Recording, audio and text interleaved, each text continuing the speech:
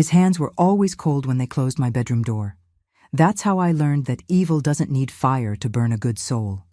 His hands were always cold when they closed my bedroom door. That's how I learned that the devil doesn't need fire to burn a soul. Good morning, my dears. I'm Betty Johnson, 83 years old, with a story I've kept silent about for most of my life. I'm speaking to you from my modest home in Millbrook, a small town in rural Virginia, where the mountains hide as many secrets as people's hearts. Before I begin this difficult journey, I want to thank you for being here with me. It's a blessing to share this after so many years. If you could, please leave a comment saying where you're watching from.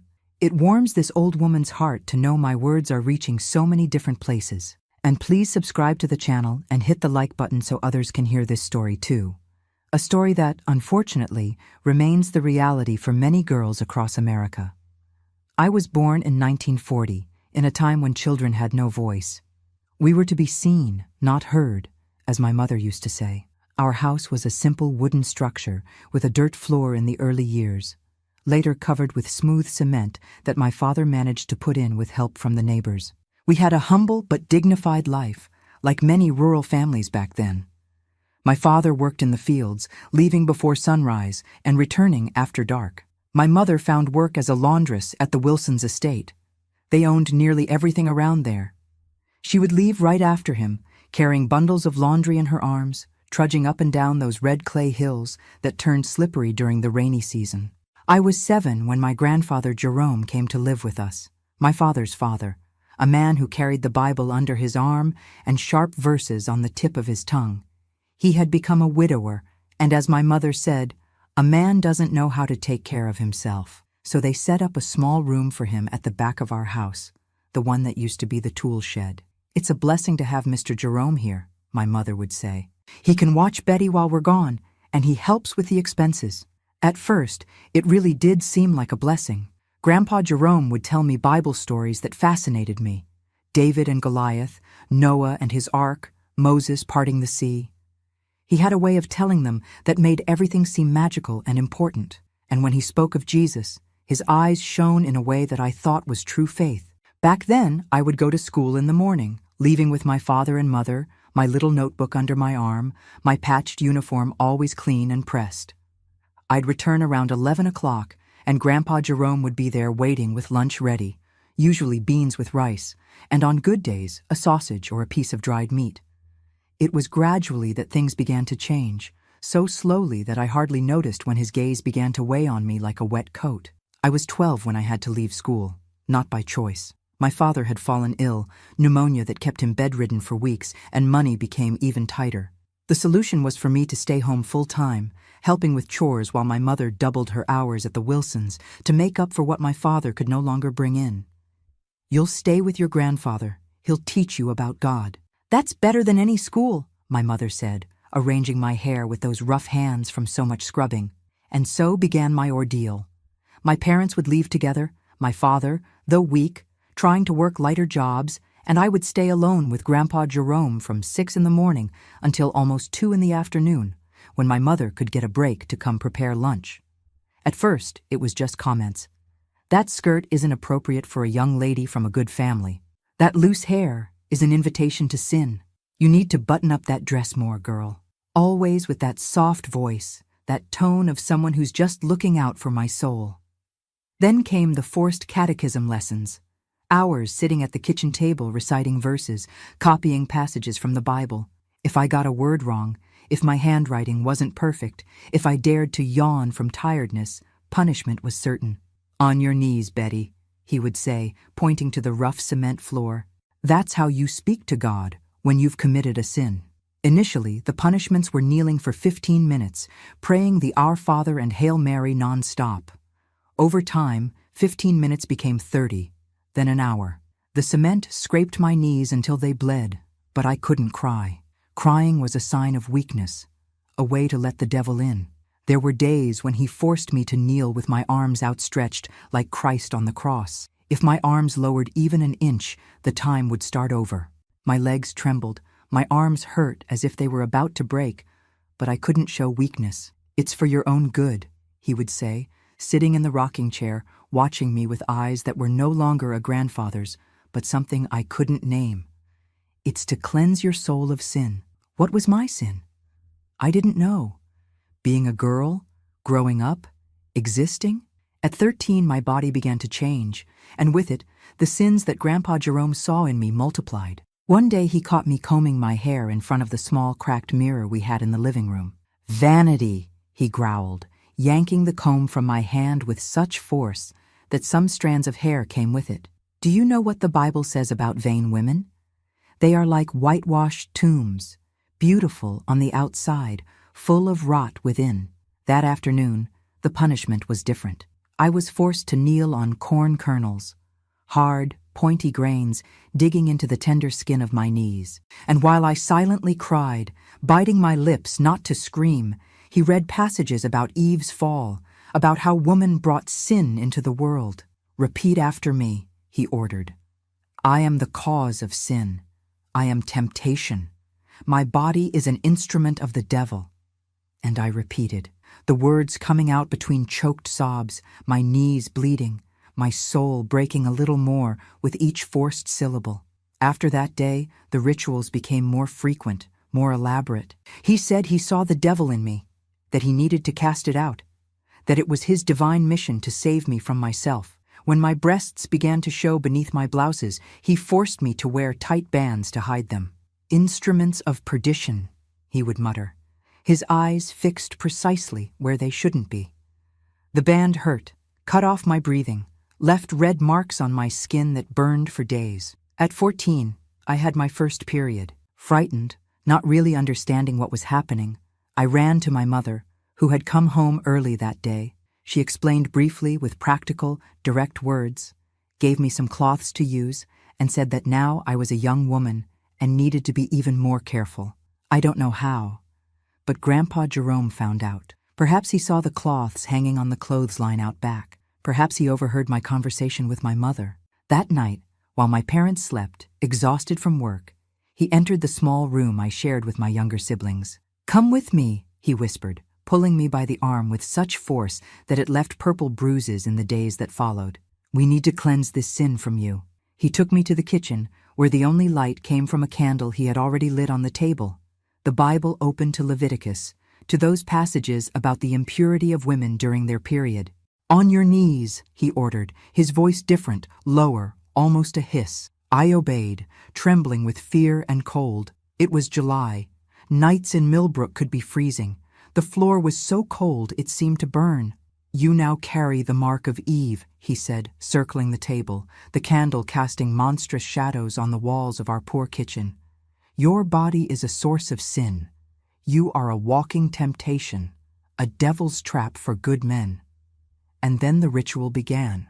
Me, on my knees, having to repeat horrible phrases about myself, that I was impure, that my body was dirty, that I carried Eve's curse, that it was my fault if men had sinful thoughts. "Louder," he demanded when my voice faltered.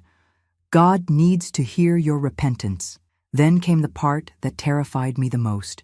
He would place his hands on my head, pray in a strange language, and then force me to ask forgiveness. Not from God, from him, for tempting him. "You tempt me with this body of perdition," he would say, his voice trembling in a way that only years later I would understand. "Ask forgiveness for making me have impure thoughts. It's your fault, your responsibility."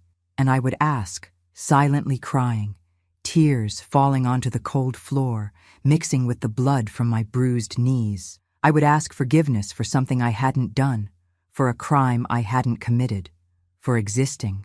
This ritual was repeated for years, not just during my periods, but for any sin he invented. If I smiled at the neighbor's son, if I hummed a song that wasn't religious, if I took too long in the bath, anything was reason enough. My parents didn't notice, or pretended not to. They were always so tired, so worried about putting food on the table, that they didn't see the bruises on my arms, didn't notice how I had stopped smiling, how I would shrink when Grandpa Jerome entered the room. At 15, I began having terrible nightmares. I dreamed of demons chasing me, of hell opening beneath my feet, of God rejecting me at the final judgment. I would wake up screaming, sweating, to find Grandpa Jerome standing at my bedroom door, watching. "See," he would say, It's your guilty conscience, your body full of sin. And off we would go, in the middle of the night, for another purification ritual.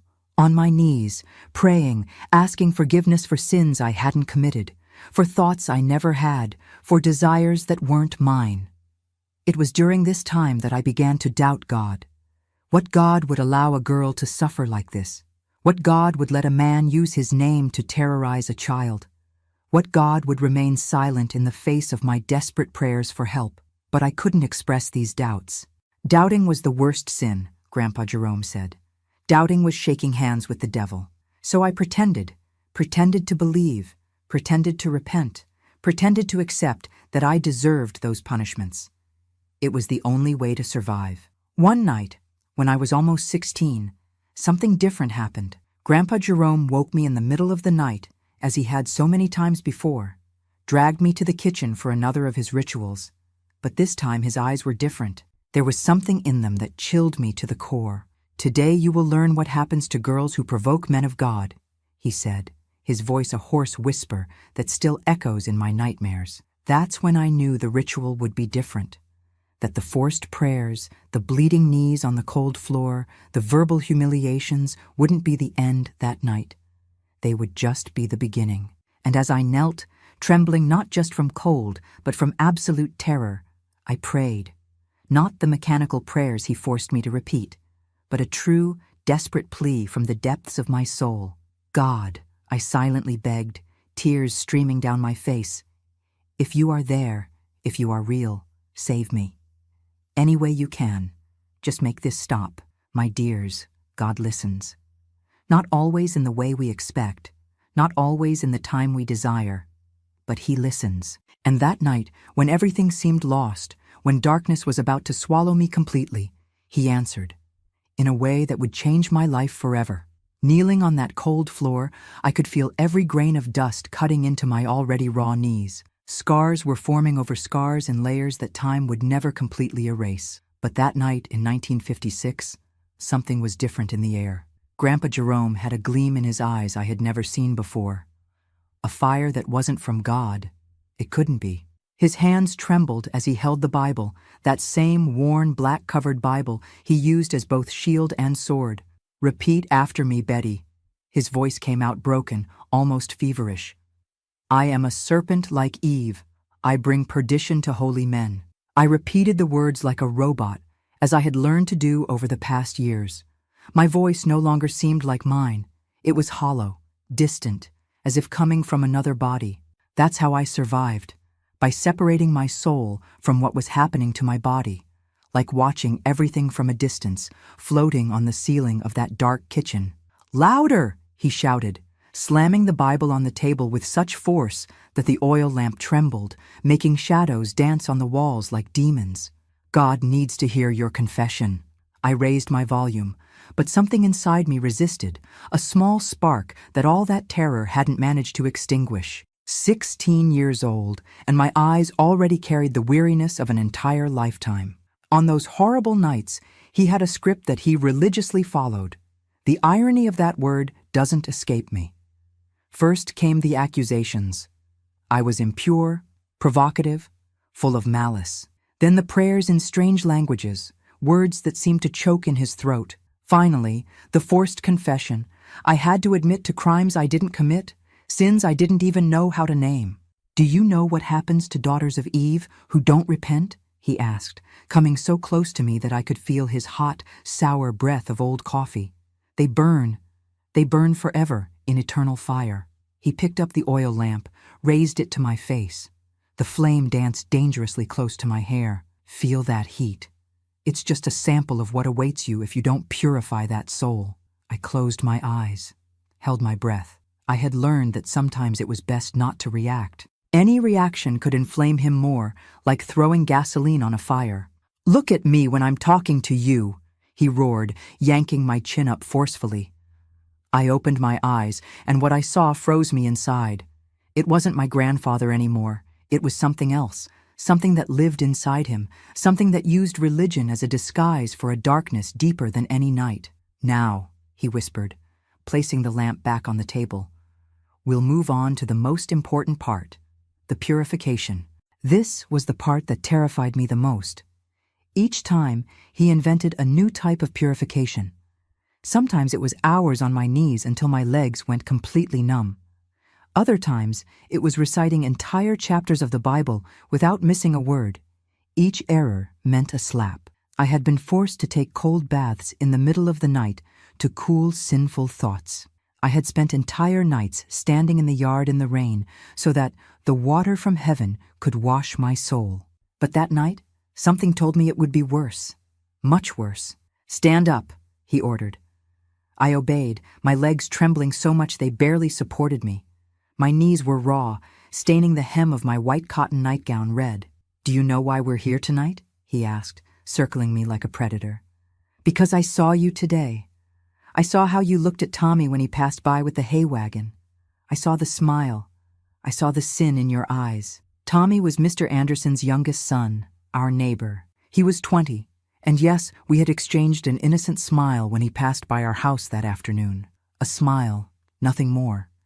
In a normal world, it would be nothing. In the world controlled by my grandfather, it was a sentence. "I didn't do anything wrong," I murmured, and immediately knew I had made a terrible mistake. His hand hit my face with such force that I staggered backward, almost falling. The metallic taste of blood filled my mouth where my teeth had cut the inside of my cheek. "Are you calling me a liar?" he growled. "Are you saying the man of God is wrong?" "No, no," I hastened to say, fear taking over every cell in my body. "I'm sorry. You're right. I sinned." His face softened a bit, satisfied with my submission. That's how it worked. Any resistance only made things worse. I had learned the art of bending without breaking, of yielding without completely losing myself. "Good," he said. "Now we're going to cleanse that sin. Today we'll do something different." He went to the kitchen cabinet, that old one made of cracked wood that held our few dishes and supplies. He opened the bottom drawer and took out something I couldn't immediately identify in the dim light. When he turned around, I saw it was a large, heavy pair of scissors, the kind used to cut fabric. "Your hair," he said, approaching. "It's your vanity, your instrument of seduction. We're going to end that." My hair was the only thing I took pride in. Black, thick, long to my waist. My mother always said it was just like my paternal grandmother's when she was young, before she died of a heart attack. It was the only physical connection I had with this grandmother I never knew. The only physical inheritance I received from her. "Please," I begged, tears instantly springing forth. "Please, no." "On your knees," he ordered, ignoring my plea.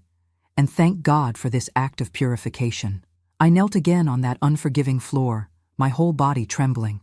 He positioned himself behind me, and I closed my eyes, feeling the hot tears flowing down my face, contrasting with the cold I felt inside. The sound of the scissors cutting the first strands was like a scream in the silent night. Each cut, each lock falling to the floor, was like losing a piece of myself. It wasn't just hair. It was dignity, identity, the last thing that was truly mine. "Repeat after me," he said between cuts. "I thank God for freeing me from vanity. I thank God for purifying me." And I repeated, my voice choked with tears, while he transformed my hair into an irregular heap, cutting so close in some places that the scissors scraped my scalp, leaving small cuts that stung. When he finished, he took a broken mirror that hung on the wall and placed it in front of me. "Look at yourself now. Less tempting, isn't it? Less dangerous." The image I saw, I almost didn't recognize. A girl with frightened eyes, a face stained with tears and blood, hair destroyed as if she had been attacked by a wild animal. Some parts were almost to the root, others still had a few inches. It was a nightmare vision. "Thank me," he demanded. "Thank you," I murmured, unable to look at that broken reflection anymore. He set the mirror aside and knelt in front of me, his eyes now having that strange gleam again. Something beyond satisfaction for having purified me. "Now comes the most important part," he said, his voice changing to something lower, more intimate, that made my stomach turn. "The true purification." It was at that moment that I knew all the previous horrors had been merely the prelude, that the real hell was just beginning. He raised his hand, touched my face in a way no grandfather should touch a granddaughter. His fingers moved down my neck, stopping at the collar of my nightgown. Such a young body, so full of sin, he murmured, more to himself than to me. It needs to be completely purified. I closed my eyes, feeling so dirty, so powerless, so small in the face of that evil disguised as holiness. At that moment, all the religious teaching he had forced me to swallow over the years revealed itself for what it really was. It wasn't God speaking through him. It was something much, much darker. God, I prayed silently without moving my lips. If you truly exist, if you are listening to me, please get me out of here. Any way possible, it doesn't matter how. His fingers began to unbutton my nightgown, and I prepared for the worst. I had heard stories of other girls in the village, whispers about uncles, stepfathers, neighbors, stories that ended with lowered gazes and incomplete sentences. Now I would understand what was behind those silences. "You'll thank me," he whispered, his hot, sour breath against my face. "You'll thank me for saving your soul." And then, as if my silent prayer had been heard, something happened. First, it was a spasm. His hands, which were holding my nightgown, suddenly gripped the fabric with an abnormal force. His eyes widened, no longer with that predatory gleam, but with something new. Surprise, confusion. "What is—" he began, but the word got stuck in his throat. His left hand released my nightgown and went to his chest, clutching his shirt as if trying to pull something out from inside him. His face, previously flushed with unhealthy excitement, was quickly turning pale, then taking on a bluish tint. His mouth opened and closed like a fish out of water, seeking air that wouldn't come. I backed away, still on my knees, watching the scene with a mixture of terror and fascination. He staggered backward, knocking over the chair, his hand still clutching his chest tightly, his eyes now filled with panic. He tried to speak again, but all that came out was a strangled sound. Then, with a thud that seemed to shake the whole house, he fell. I didn't move for several seconds, perhaps minutes. I just stayed there, looking at the body of my tormentor sprawled on the kitchen floor, the weak light of the oil lamp casting grotesque shadows over his contorted face. When I finally found the strength to approach, I touched his neck, looking for a pulse as I had seen my mother do when my little brother got very sick once. There was nothing. No pulse, no movement, no breathing. Grandpa Jerome, the man who for years had been the devil disguised as an angel in my life, was dead. A massive heart attack, the doctor would later say, who rarely came to those parts. I looked at my hands, then at the body, then at the sky I could see through the little kitchen window. A starry sky, indifferent to the drama that had just unfolded beneath its dark mantle. "Was it you?" I whispered to the distant stars. "Was it you who answered my prayer?" There was no response, of course, just the silence of the night, the wind whispering in the leaves of the apple tree in the yard, the distant hoot of an owl. But at that moment, kneeling on the cold floor with my destroyed hair fallen around me like a macabre offering, with my tormentor's body stretched out in front of me, I knew that somehow my desperate prayer had reached divine ears, that at the exact moment when evil was about to reach its peak, an invisible hand had intervened. I didn't move for a long time. I didn't call for help. I didn't scream. I just stayed there, processing what had happened, trying to understand what it meant for me, for my life, for my faith that had been so damaged. What do you do when your prayer for salvation is answered with someone's death? How do you feel when your tormentor falls dead at your feet at the exact moment he was about to commit the worst of his crimes? Gratitude? Terror? Guilt? Relief? It was all of these mixed in a whirlwind that left me dizzy, confused, lost among feelings I couldn't fully name. When the first ray of sunlight came through the window, illuminating the body on the floor with a golden, almost sacred light, I finally stood up. My legs were numb, my knees raw. I touched my destroyed hair, feeling the irregular parts, the cuts on my scalp. And then I did something I hadn't truly done in years. I prayed. Not the mechanical, empty prayers he forced me to repeat. Not the desperate pleas for salvation. It was a different prayer, a real conversation with whatever divine force might be listening. "I don't know if it was you who did this," I whispered, looking at the body on the floor. I don't know if I should thank you or ask forgiveness. I don't know what this makes me, but if it was you, thank you. And please show me the way now, because I am lost." Then I went out to the yard, to the fresh morning air, leaving behind the cold body and the darkness of the kitchen. The sun was rising over the Blue Ridge Mountains, tinting the world gold and pink as if nothing had happened, as if the night hadn't brought death and liberation in the same terrible package. I sat on the old log we used as a bench under the apple tree and waited for my parents to return from work, waited for life to decide what it would do with me now. And as I waited, something strange happened inside me, a sensation I didn't immediately recognize because it had been stolen from me so long ago. Peace. A fragile, uncertain peace, mixed with guilt and confusion, but still peace. For the first time in years, there wasn't a monster waiting in the shadows. There would be no more nights on my knees on the cold floor. There would be no more humiliation rituals. There would be no more of those eyes following me around the house, measuring every movement, looking for sins in every gesture. I was free, and as the sun rose in the sky, bathing my face marked by the tears and terror of the previous night, something else was born within me, as fragile as a sprout after a long drought, but equally persistent. Hope. The hope that perhaps God really did exist, not the cruel and vengeful God of Grandpa Jerome, but something different, something that had heard the silent cry of a terrified girl and had answered in the only way possible at that moment. It was a beginning, a bloody, traumatic beginning marked by horror, but still a beginning. The first day of a life that, although I didn't know it yet, would be long enough to find healing, peace, and eventually even forgiveness. My grandfather's body lay stretched out on that kitchen floor for almost 2 hours before my parents arrived. 2 hours in which I didn't cry, didn't scream, just sat in the yard watching the sun rise in the sky as if it were any ordinary day. I heard my mother's scream before I even saw her, a scream that tore through the morning silence like lightning, followed by my father's hurried footsteps. I didn't move. I knew they needed to find me on their own, needed to piece together that macabre puzzle. "Betty! Betty!" My mother's voice was pure panic as she ran through the yard. When she saw me sitting under the apple tree, she stopped abruptly. Her eyes took in my destroyed hair, my nightgown stained with blood from my knees, my face swollen from the slap. "My God, child, what happened? Your grandfather—" "He's dead." "Yes," I completed, with a voice that didn't seem like mine, a voice too calm, too distant. "He had an attack during the night." My father appeared right behind her, his face a mask of shock and confusion. "What did you do, Betty? What did you do to my father?"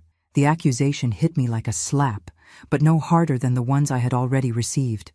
I didn't defend myself. I just looked at him with those same empty eyes I had developed as protection. I didn't do anything. It was his heart. "Doctor, Matthews can confirm when he comes." My father advanced, his fists clenched, his face contorted in a mixture of pain and anger.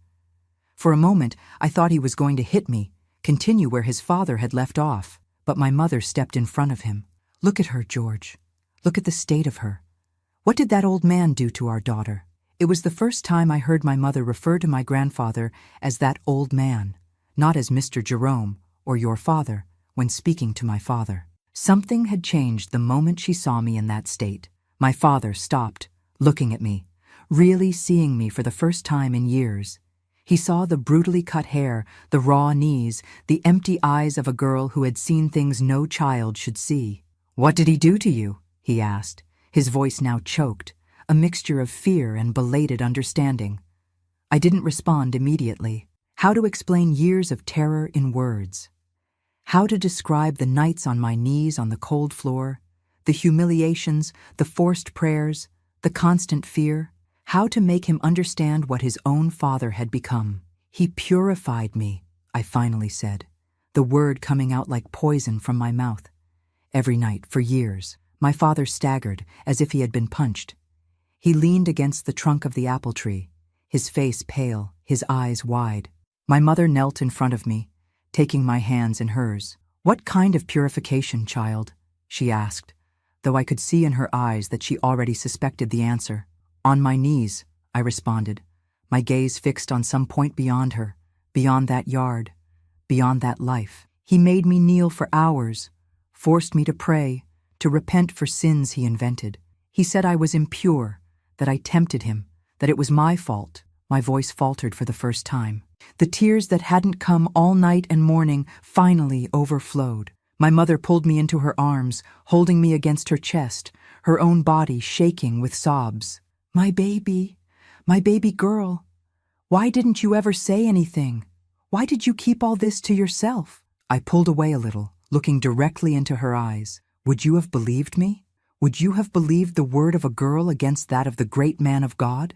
She didn't respond, and her silence was answer enough. No, they wouldn't have believed me. They would have thought I was exaggerating, making up stories, being rebellious. They would have punished me for speaking ill of old Jerome, the respected patriarch, the man who carried the Bible under his arm. My father still hadn't moved. He seemed petrified, leaning against the apple tree, his eyes going from my destroyed hair to the house where his father's body lay in the kitchen. "What happened last night?" he finally asked, his voice barely more than a whisper. What happened to him? To his heart. I closed my eyes for a moment, reliving the scene, his fingers on the buttons of my nightgown, the sick gleam in his eyes, the sudden spasm, the hand clutching his chest, the body falling with a dull thud. He was going to do something worse, I responded simply, something he had never done before. And then he fell, as if an invisible hand had struck his heart. My mother made the sign of the cross, murmuring a prayer. My father covered his face with his hands, his broad shoulders shaking in silent crying. The next hours passed as if in a strange dream. Dr. Matthews came, confirmed what I already knew. Massive heart attack. There were no marks of violence on the body besides some scratches on the hands, easily explained by the fall. The doctor looked at me, at my condition, and I saw in his eyes that he understood more than he was saying. "The girl needs care," he said to my parents before leaving. Physical and other kinds. The funeral was 2 days later, a small ceremony, just family and a few neighbors. The pastor from the local church, who had so often praised my grandfather's devotion, spoke about how he was a man of God, an example of faith, a pillar of the community. I stayed in the back, using a scarf to cover my destroyed hair, eyes downcast, mind far away. Nobody asked why I didn't cry. Nobody except Mrs. Celestine, the midwife of the village, an elderly woman who had brought almost all the children of that region into the world, including me. "Death sometimes brings freedom, doesn't it, girl?" she whispered when she came to offer her condolences, her wise, ancient eyes seeing much more than others did. "Don't blame yourself for the relief you feel. Some people only bring darkness, even while carrying the Bible." I looked at her, surprised. How did she know? How could she see what even my own parents hadn't noticed for years? "I have old eyes, but they see well," she answered, as if reading my thoughts. "I saw how he looked at you. I saw how you withered when he was around. I saw the bruised knees, the dead eyes. I should have done something. Forgive me for not doing anything." At that moment, something broke inside me, not from pain, but from relief. Someone had seen, someone knew. I wasn't crazy. I hadn't imagined the horror. It was real. And someone besides me knew it. "It wasn't your fault," I responded, my voice trembling. "It wasn't anyone's fault, except his." She squeezed my hand, a gentle touch such as I hadn't felt in a long time. "And now he has been judged by a power greater than any of us. Rebuild your life, girl.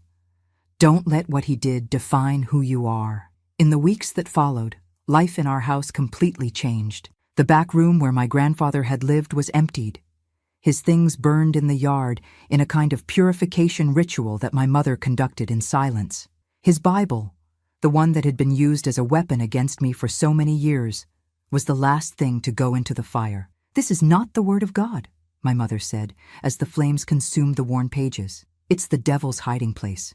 My father took longer to recover, not just from his father's death, but from the revelation of who he really was.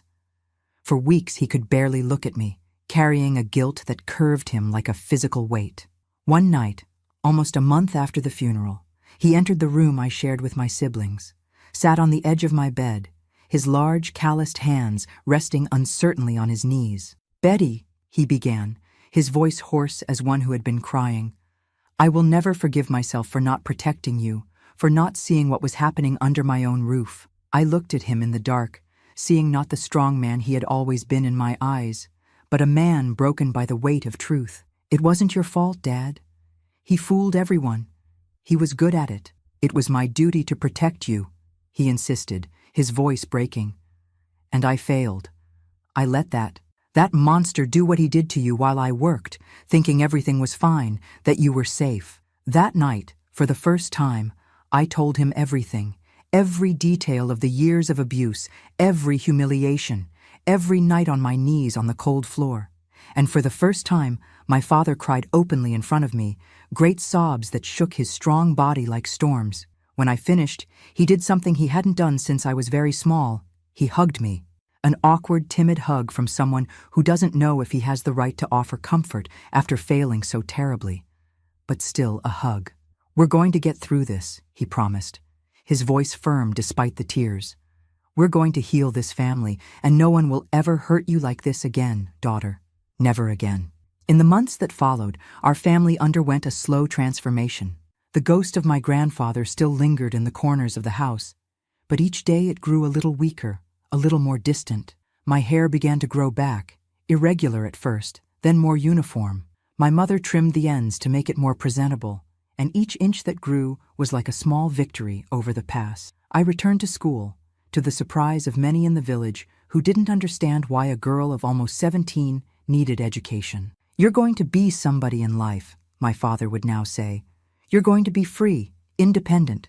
You won't need any man to support you. Words I never thought I'd hear from him. A man raised in the fields with traditional ideas about a woman's role. But tragedy changes people, sometimes for the better. The healing wasn't linear or quick. There were days when I woke up screaming, reliving the horrors in my sleep. There were moments when a man would pass too close to me on the street, and I would freeze in terror.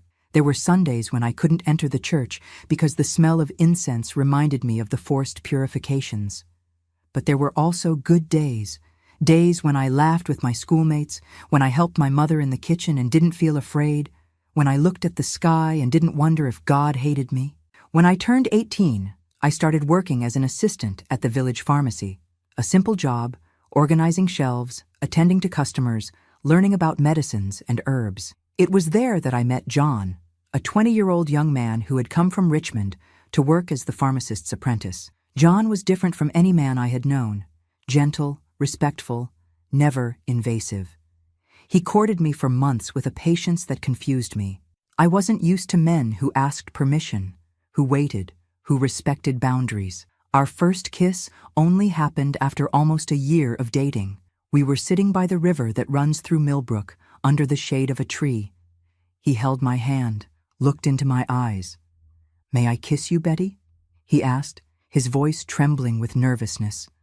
That simple request, that question that showed respect for my body, for my choice, moved me more than any declaration of love could have.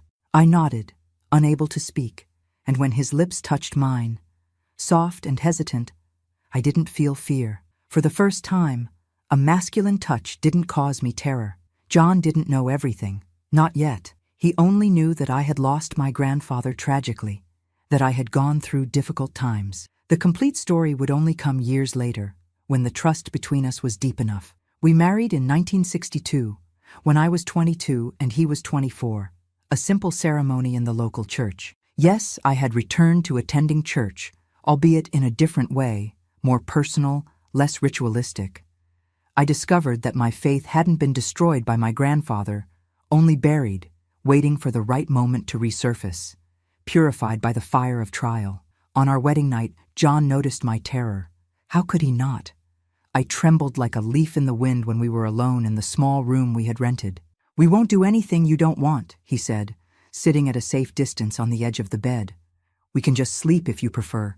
We have our whole lives ahead of us." That night we just slept, embraced, dressed, and the next night too, and the next. John never pressured, never demanded, never made me feel less for not being able to. It was only in our 3rd month of marriage that I felt ready to try, and even then it was difficult. It was painful, not physically, but emotionally. The memories mixed with the present. The shadow of my grandfather sometimes hovered over us like a stubborn ghost, but John had infinite patience. He stopped the instant I asked, always asked, before touching me in a new way, kept the lights on so I could see it was him, always him, never the monster from my nightmares.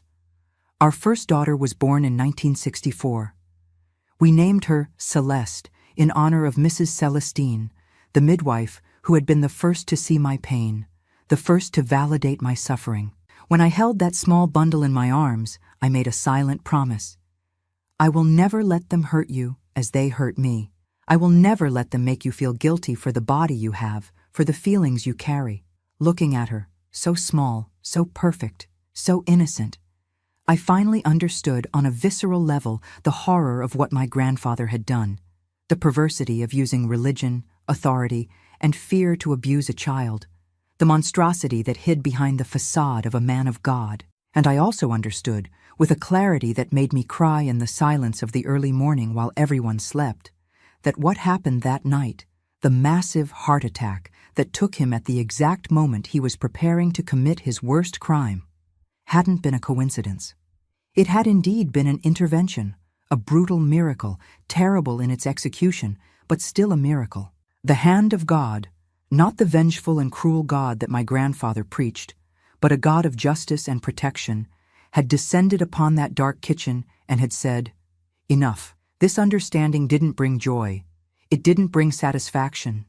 It brought a solemn acceptance, a deep understanding that there are forces greater than us operating in ways we cannot fully comprehend. And it also brought the certainty that despite everything I suffered, I wasn't alone in that suffering. Someone or something was with me, even in the darkest nights. I never saw my grandfather in my dreams after Celeste's birth. The nightmares finally ceased, replaced by ordinary dreams, sometimes even happy ones. It was as if that chapter of my life had finally closed. The last page turned. The brutal miracle that freed me that night wasn't just the death of my tormentor. It was also the birth of a new Betty, one who slowly, painfully, was learning not to be afraid, not to feel guilty, not to carry the weight of sins that were never hers. A Betty who, despite the scars, some visible, most not, had found her way back to the light. Motherhood brought to my life a light I never imagined possible. When I held little Celeste in my arms, feeling the warmth of her little body against my chest, the whole world seemed to make more sense, as if after years in darkness, I had finally found the door to a sunny garden. But the shadows of the past have long claws. Even in the happiest moments, I would sometimes find myself paralyzed by sudden fears. What if I wasn't a good mother? What if the years of abuse had broken something fundamental inside me? What if I didn't know how to protect my daughter from the evil that exists in the world? Celeste had just turned 2 when I had my first major collapse. It was an ordinary afternoon. I was hanging clothes on the clothesline in the yard while she played with a rag doll. Suddenly, without warning, a wave of memories hit me with such force that my knees gave way. I fell sitting on the ground, my hands trembling, cold sweat running down my face, unable to breathe.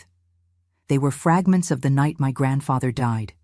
His fingers on the buttons of my nightgown, his heavy breathing, the sick gleam in his eyes, and then the spasm, the surprise, the body falling heavily on the kitchen floor. "Mommy? Mommy fall?" The worried little voice of Celeste brought me back. She was in front of me, her big eyes wide, the doll forgotten on the ground. I took a deep breath, forced a smile. "Mommy just rested a little bit, my love. Everything's fine." But nothing was fine.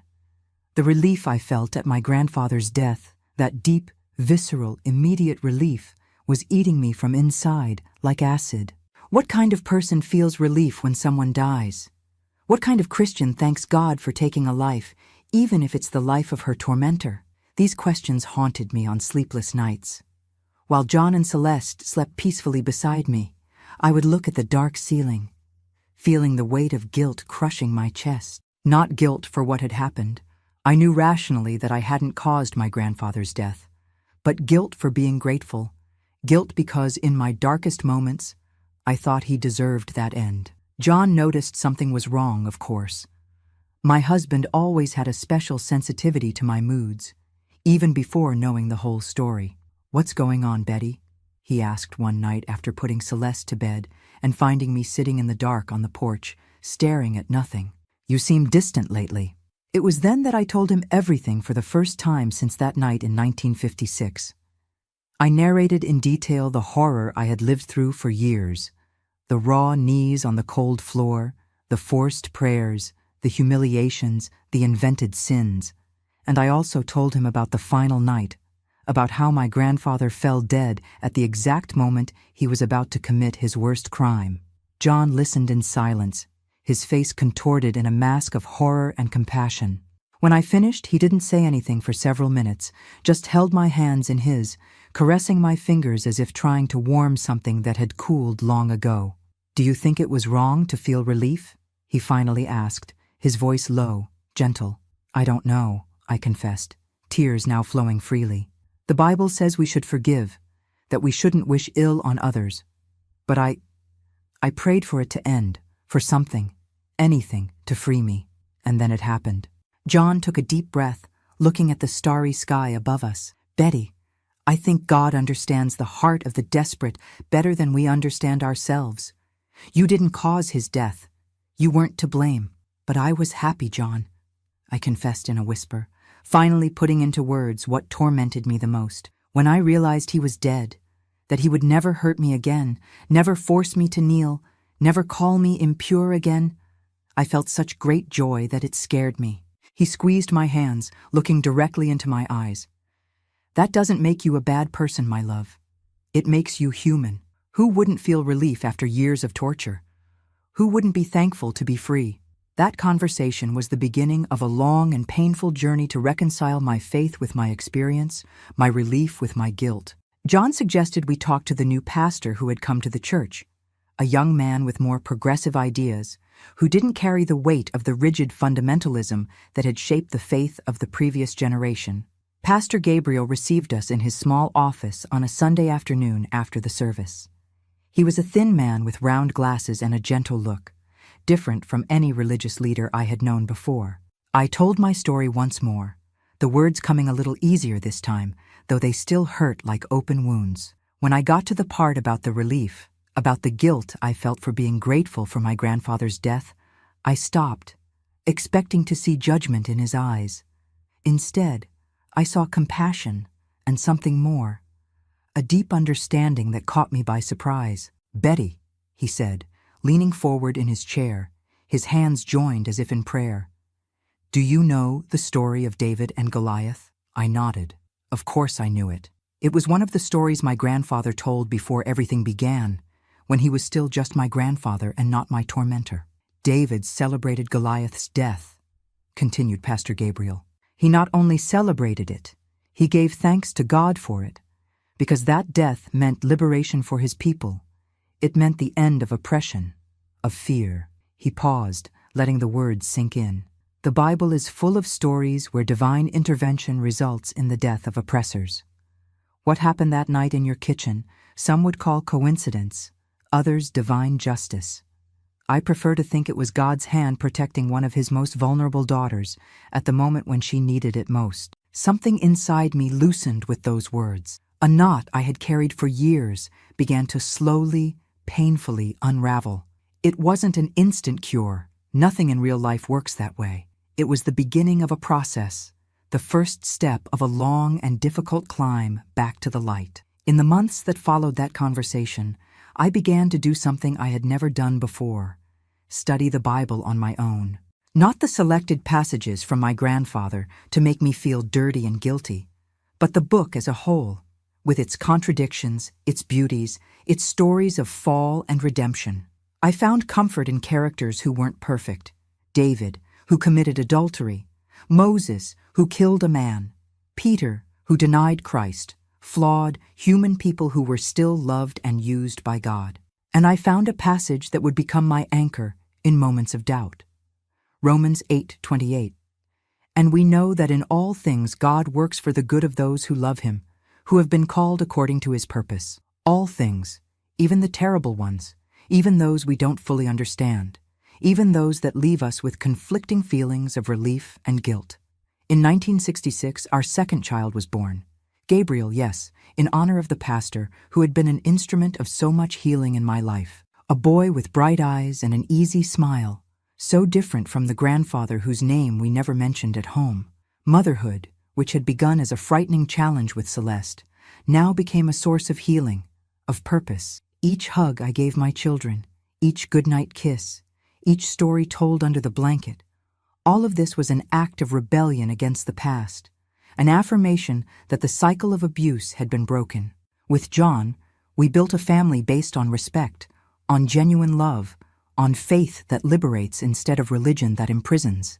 Our home was the opposite of the one where I grew up, full of laughter, of music, of honest conversations. Of course, it wasn't perfect. We had our problems, our arguments, our difficult moments. We went through financial difficulties when the pharmacy where John worked closed in 1970. We faced little Gabriel's illness, pneumonia, that almost took him at age 4. We lived through the pains and joys common to any family.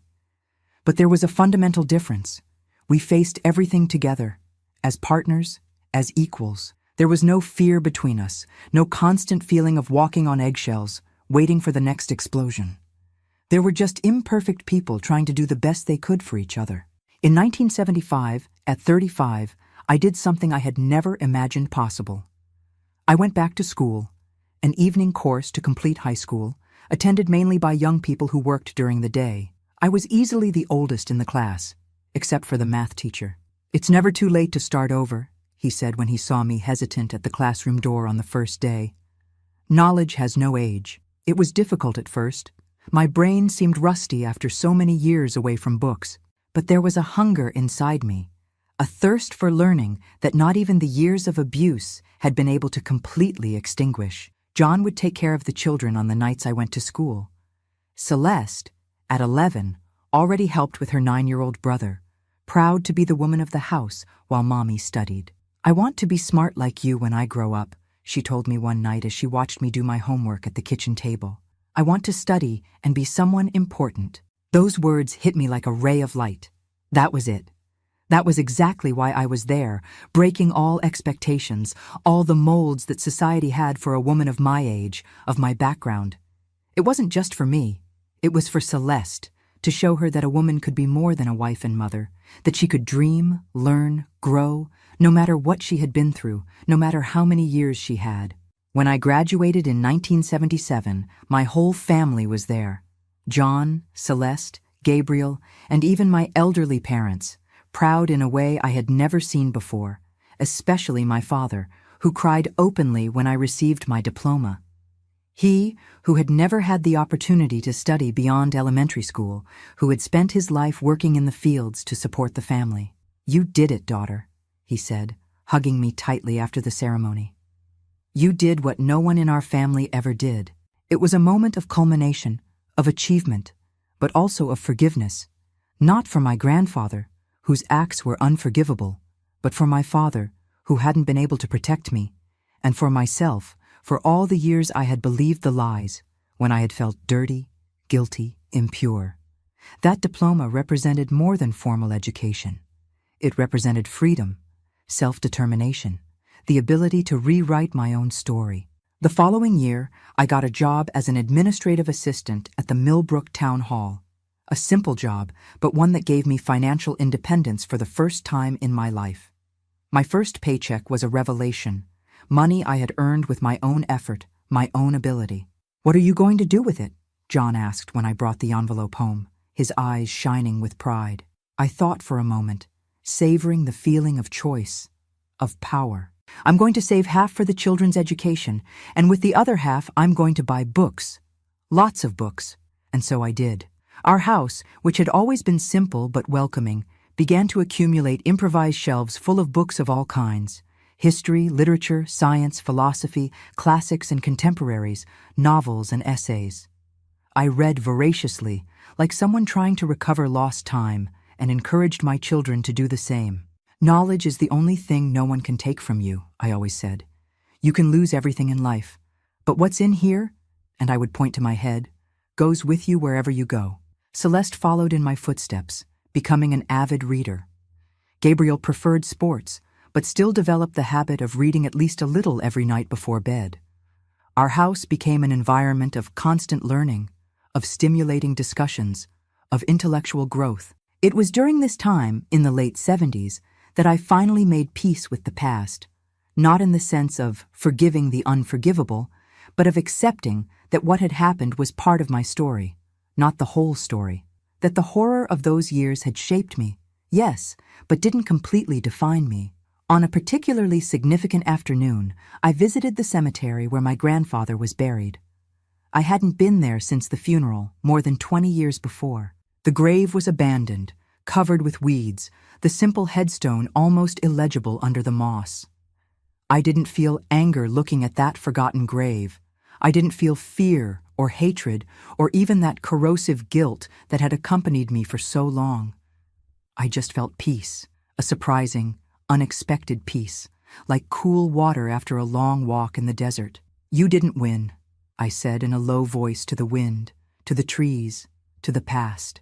"You tried to destroy me, but I'm here, whole, alive, loved. You turned to dust, and I blossomed." At that moment, I finally understood that the relief I felt at his death wasn't sin. It was survival. It was my spirit clinging to life, choosing light instead of darkness. And if God had intervened that night, as I deeply believed he had, then my relief was just the echo of divine justice itself. I left the cemetery feeling lighter than I had in decades, as if I had finally put down a burden I had carried for so long it had become part of my own body. I returned home, to my family, to the books, to the life I had built from the ashes of that terrible night. An imperfect life, with its ups and downs, its pains and joys, but a life of my own, chosen, not imposed. A life of possibilities, not limitations. The relief and guilt that for so long had battled inside me finally found a balance, not through forgetting, I never forgot, never could, but through acceptance, through the understanding that contradictory feelings can coexist, that we can carry multiple truths at the same time. I could feel relief at my tormentor's death and still be a good person. I could thank God for the intervention that saved me and still be a genuine Christian. I could remember the horror and still choose joy, life, love. And so step by step, day after day, I rebuilt not just my life, but my relationship with the divine. A relationship based not on fear, guilt, or punishment, but on love, grace, acceptance. A God who didn't demand perfection from me, just honesty. Who didn't want me on my knees on the cold floor, but standing strong, looking to the future with hope. A God who, on that terrible night in 1956, had heard the desperate cry of a terrified girl and had answered in the only way possible at that moment, with a brutal miracle, terrible in its execution, but perfect in its timing. An intervention that, seen through the lenses of time and maturity, revealed itself as what it really was, love in its purest, fiercest, most protective form. And for this, I could finally say, without guilt, without fear, with the quiet certainty of one who has found the truth in the depths of her own soul, "Thank you, Lord, for everything, even for what I didn't understand at the time, even for what seemed terrible to me, even for the brutal miracle that freed me and allowed me to be here today, telling this story." The 80s arrived, bringing winds of change to America and also to my life. Celeste, my firstborn, was preparing to apply for college, dreaming of law school. Gabriel was entering adolescence with the typical restlessness of those years, full of questions about the world, about himself. John and I completed 20 years of marriage in 1982, 2 decades of a love built stone by stone, day by day, with patience and respect. I was 42, and looking back, I hardly recognized the terrified girl I once was. The work at the town hall, the continued studies, the books we devoured as a family, all of this had transformed me into a different woman. Not perfect, not without scars, but whole in a way I didn't think possible for a long time. When Celeste was accepted to the University of Virginia, our family experienced a revolution. My daughter would be the first person in the family to enter a university. The pride I felt that day, seeing her name on the list of those accepted, published in the newspaper, is beyond words. It was you, Mom, she said, hugging me tightly after receiving the news. It was you who taught me that a woman can be whatever she wants. I swallowed the tears, held her face between my hands. No, my daughter. You did it because you're strong, intelligent, and determined. I just showed a possible path. You're the one who decided to walk it. Celeste's departure for Charlottesville was a bittersweet moment, the joy of achievement mixed with the pain of separation. We packed her few clothes in an old suitcase, pooled money for the rent of a room in a boarding house near the college. We didn't have much, but what we had, we offered with love. Remember who you are, I said to her at the bus station, holding her hands in mine. Remember where you came from. Don't let anyone make you feel less for being from a small town, for not having expensive clothes, for speaking differently. She smiled that luminous smile that always warmed my heart. I know who I am, Mom. I'm the daughter of Betty and John, granddaughter of... She hesitated, as we always did when we almost mentioned that name. I'm the granddaughter of my grandmother, whom I never knew, but who they say had the same hair as me. I hugged her tightly, feeling her young, strong body against mine. How many nights I spent awake after that day, praying for her safety, her happiness. How many times I used the public phone in the square to call the boarding house just to hear her voice for a few precious minutes. It was during this time that John began participating in a Bible study group, different from anything we had known before. It wasn't in the traditional church, but in the home of a retired university professor who had moved to Millbrook, Professor Claude, a man with a white beard and gentle eyes who had spent years studying theology in Boston and brought a completely new approach to the scriptures. He teaches in a way that makes everything make sense, John told me one day, returning excited from one of the meetings. It's not that thing about instilling fear, talking about sin and condemnation all the time. It's about love, about justice, about how to live better here and now. Reluctant at first, I still carried deep scars related to religion. I eventually agreed to accompany him to one of the meetings. It was a June night, the cold mountain air coming through the windows of the simple but welcoming living room of the professor's house. I sat in the corner, observing the small group, about 10 people of diverse ages and backgrounds. A housewife, a carpenter, a nurse from the health center, a young teacher from the local school, ordinary people with real questions, seeking answers that made sense in their everyday lives. Professor Claude began by talking about the Beatitudes, those famous phrases of Jesus in the Sermon on the Mount, but he presented them in a way I had never heard before. When Jesus says, "Blessed are the poor in spirit," he is not glorifying poverty or suffering, he explained, his eyes shining behind his round glasses. He is announcing a reversal in the order of the world. He is saying that those whom society considers weak, marginalized, worthless, are precisely the ones who are at the center of God's kingdom. Something awakened inside me with those words. A spark of recognition, of understanding. For years I had felt exactly like that. Marginalized, weak, worthless. First because of my grandfather's abuses, then because of the guilt I carried, then because of the limited expectations society had for a woman of my origin and position. Jesus was turning the tables, continued the professor. He was challenging the oppressive religious system of his time, which used God to control, to terrorize, to keep people, especially the most vulnerable, in constant submission. My eyes filled with tears. That was exactly what my grandfather had done, used God, used religion as tools of control and terror. And here was this white-bearded man saying that Jesus was on the other side, against this kind of abuse. After the study, when everyone was having tea and conversing in small groups, I approached the professor timidly. Do you really believe that God is not as the rigid religious people paint him? I asked, my voice almost a whisper. He looked at me with such a deep understanding that it made me think he somehow knew what had happened to me, knew about the nights on my knees on the cold floor, the forced prayers, the terror in the name of God. I believe with all certainty, my daughter, he responded, his voice gentle but firm. The God I know, whom I've studied for decades, is a God of love, of justice, of liberation. He is a God who is always on the side of victims, never of oppressors. He is a God who brings down the powerful from their thrones and lifts up the humble, as Mary's canticle says. That night, I returned home with something new growing inside me. A faith different from what I had known in childhood, different even from what I had rebuilt in the years after the brutal miracle. A more mature, more conscious, more liberating faith. I began attending the weekly studies, absorbing every word, every new perspective. I learned about liberation theology, about how the scriptures could be read from the perspective of the oppressed.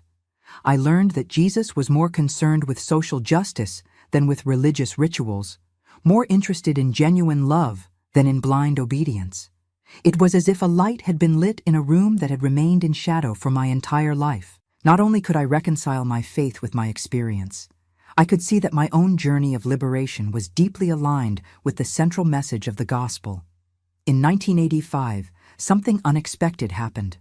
Professor Claude, already with his health debilitated by advanced age, called me for a private conversation. "Betty," he said, sitting in his rocking chair, an open book in his lap, "I want you to take over leadership of the study group when I no longer can." I was paralyzed with shock. Me, a woman with no formal theological training, with only a high school diploma completed late, leading a Bible study group. "But Professor, I don't have the preparation for this," I protested. "I didn't study in seminary. I don't know Greek or Hebrew." He smiled that smile that radiated wisdom and kindness. "Neither did the disciples, my daughter. They were fishermen, tax collectors, ordinary people. What you have is much more valuable than academic titles. You have life experience, you have a thirst for knowledge, you have a heart that has known suffering and yet has chosen love." I swallowed hard, unable to respond immediately. It was such a great vote of confidence, such a serious responsibility. "Besides," he added with a twinkle in his eyes, "you read more than anyone I know. I doubt anyone in the group has devoured as many theology books as you have in recent years." It was true. Since I began attending the studies, I had immersed myself in books the professor lent me. Contemporary theologians who wrote about a God of love and justice, scholars who analyzed the scriptures in their original historical context, thinkers who questioned traditional interpretations that had been used to oppress and control. "Think about it," he said, taking my hand. "You don't need to answer now, but know that you have a special calling, Betty. Your story, your journey isn't just for you. It's to be shared, to help others who are trapped in the same religious snares that almost destroyed you." I left that conversation trembling, not with fear, but with an emotion I couldn't fully name. Could it be possible? Could I, who had been so brutally silenced in the name of religion, now use my voice to liberate others? I talked to John that night, lying in our simple bed, the old fan lazily turning on the ceiling. "You should accept," he said without hesitation. "You have so much to offer, Betty. Your strength, your wisdom, your faith that survived the worst kind of abuse." I accepted the proposal the following week. Professor Claude began training me, passing on his knowledge, his books, his notes accumulated over decades of study. It was an intense period of learning, of growth, of discoveries. When he passed away 6 months later, I took over the group with a heart heavy from the loss, but strengthened by the confidence he had placed in me. The group had grown to almost 20 people, including some young women who came seeking a spirituality that didn't diminish them, that didn't blame them simply for being women. For them especially, I spoke, shared not just the theological knowledge I had acquired, but also my own story. Not all the dark details, but enough for them to understand that I knew the pain of religious oppression, that I had survived it, that I had found a way back to a faith that liberated instead of imprisoning. "God is not what violent men say he is," I would always repeat. "God is on the side of victims, not oppressors. God cries when we suffer. He is furious when we are mistreated in his name." In the years that followed, our group became a refuge for many in Millbrook, people who had been hurt by traditional churches, who carried guilt imposed by authoritarian religious leaders, who sought a more authentic and less oppressive spirituality. We weren't a church in the traditional sense. We didn't have hierarchy, rigid dogmas, or mandatory rituals. We were just people seeking together, learning together, growing together. We were a spiritual family formed not by blood or obligation, but by choice, by affinity, by genuine love. In 1988, when America was debating the cultural and social shifts of the decade, Celeste graduated from law school. The ceremony was in Charlottesville, and our entire family traveled to attend. John and I, Gabriel, who was now studying engineering at Virginia Tech, even my elderly parents, determined to see their granddaughter receive her diploma. Sitting in that auditorium, watching my daughter in her cap and gown, the square hat on her head of dark hair like mine, I felt a wave of gratitude so intense it almost took my breath away. How had we come this far? How had that terrible night in the dark kitchen of Millbrook given birth to this life, this family, this joy? "Thank you," I whispered, not to anyone in particular. Perhaps to God, perhaps to the universe, perhaps to myself. Thank you for surviving, for not giving up, for finding strength where there seemed to be none. Celeste surprised us at the celebratory dinner that night. "Mom, Dad," she announced, holding her boyfriend's hand, a gentle young man we had met recently. "I have some news. I've been invited to work at a nonprofit that offers free legal assistance to women victims of domestic violence." My heart stopped for a second, then accelerated. "Daughter, that's wonderful." She smiled that luminous smile that had been her trademark since childhood. "It was you who inspired me, Mom. Your stories, even the ones you told halfway, with careful words. I always knew there was something more there. Something you protected us from, to not hurt us." My eyes filled with tears. I had never told the complete details to my children. I didn't want them to carry the weight of my past. But children are intuitive. They perceive more than we show. "I want to do for others what you did for yourself," she continued, her eyes shining with determination.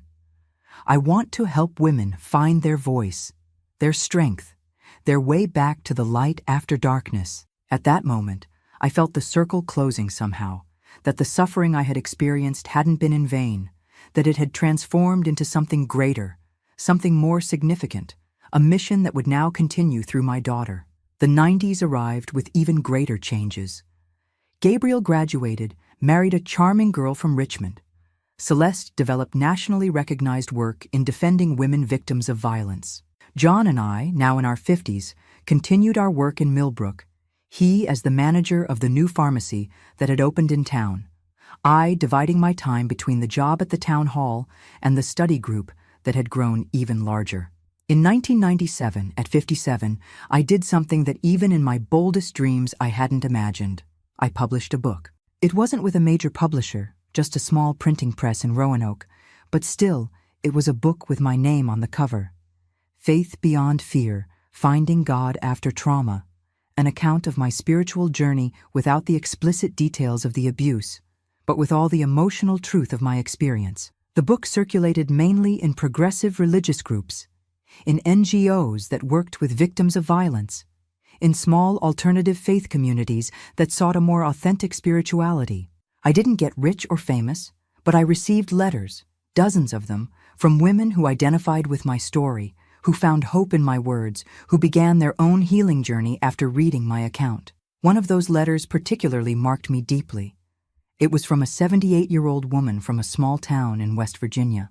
"Dear Betty," she wrote in a trembling handwriting, "your book came into my hands through my granddaughter who works at an NGO. I never thought that at my age I would find words that explained what I experienced as a girl. I too was abused by a man who used the Bible as shield and sword. I too carried guilt for decades. I too had to rebuild my faith from the ashes. Thank you for showing me I'm not alone, that I never was. Thank you for giving me words for feelings I've carried in silence my entire life." I cried reading that letter. I cried for that lady, for myself, for all the girls and women who went through similar experiences. I cried from sadness for the shared suffering, but also from gratitude for the solidarity found, for the healing possible, for the strength we discovered in ourselves and in each other. When the new millennium arrived, John and I were already retired. Our children had their own families, their own homes, their own lives. We were grandparents to 5 wonderful grandchildren who filled our house with laughter during vacations and holidays. Our life had become more tranquil, more contemplative. I still coordinated the study group, now with the help of younger people who had joined us over the years. I still received letters from readers of my book, which continued circulating in small circles, passing from hand to hand like a precious secret. In 2006, I turned 66. Half a century had passed since that terrible night in the dark kitchen, when a brutal miracle changed the course of my life forever. Half a century of struggle, of reconstruction, of learning, of growth. That year, I made a personal pilgrimage. I returned to the house where I grew up, where I suffered, where I was liberated in such a dramatic way. The house had passed through many hands after my parents passed away. Now it belonged to a young family with small children. I didn't go in. I just stood on the sidewalk looking at the windows, at the door, at the roof that had been renovated, at the garden that now had swings and colorful toys. "What is it, my love?" John asked, holding my hand as we observed the house. "I'm thinking about how places change, how they transform. This house, which was the scene of so much horror, is now full of children's laughter, of new life." He squeezed my hand, perfectly understanding what I meant. "Like you, Betty, like all of us, if we give ourselves the chance, capable of transformation, of renewal, of starting over."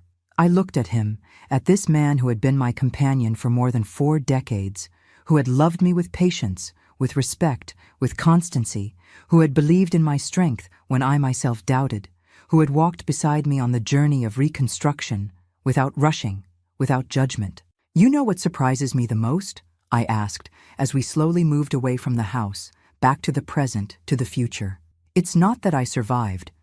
It's that I found joy, true joy, not just the absence of pain.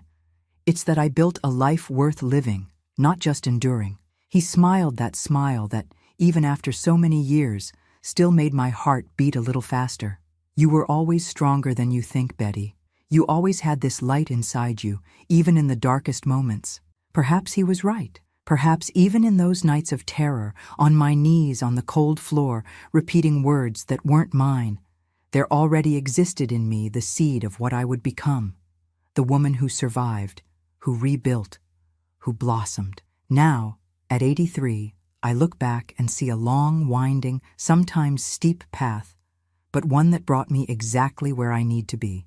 I see not just the horror of the first chapters, but all the beauty that came after, the love found, the family built, the faith rediscovered, the voice recovered. I share this story not to cause horror, nor to seek pity, but because I believe in the power of testimonies. I believe that our stories, especially the most difficult ones, can be beacons for others who are still lost in darkness. If you're watching this video and identify with any part of my journey, know that you're not alone. Know that the darkness, as dense as it may seem, is not eternal. Know that it's possible to rebuild, to be reborn, to find light and meaning even after the most devastating experiences. Before I say goodbye, I'd like to ask that if this story touched your heart, please leave a like, subscribe to the Grandparents' Tales channel to follow other stories like mine, and leave a comment letting me know where you're watching from. Life is brief, my dears. Even 83 years pass like a breath when we look back. What matters is not how long we live, but how we transform our wounds into wisdom, our suffering into compassion, our scars into bridges that connect us to each other. May God bless each one of you from the bottom of my heart, and always remember, no matter what you've been through, no matter how deep the darkness, there is a path back to the light. I found mine.